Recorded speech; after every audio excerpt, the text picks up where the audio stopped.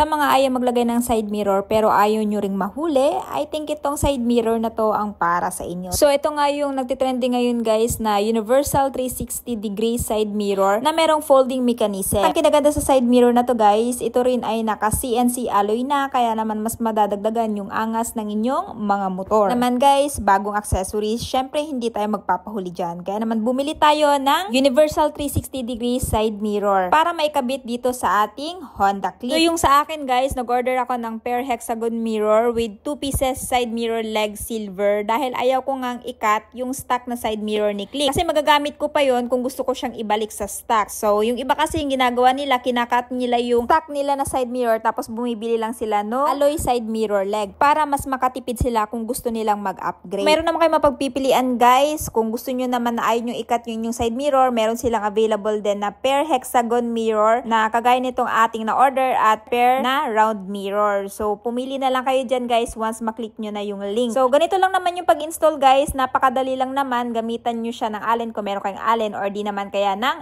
ratchet wrench. So, ito yung kinalabasan guys sa pag-install natin dito sa ating Honda Click. Anyway, pwede to siya sa kahit anong klase ng motor, Suzuki, Yamaha, Honda at Kawasaki. Kaya naman guys, kung naghahanap kayo ng side mirror na 360 degree, pwedeng i-fold, lalong-lalo na kung masikip yung parking lot nyo, I highly recommend this one. So, nakakadagdag din kasi ito ng angas at forma sa mga motor natin. Kaya naman guys, habang available pa, mag-check out na!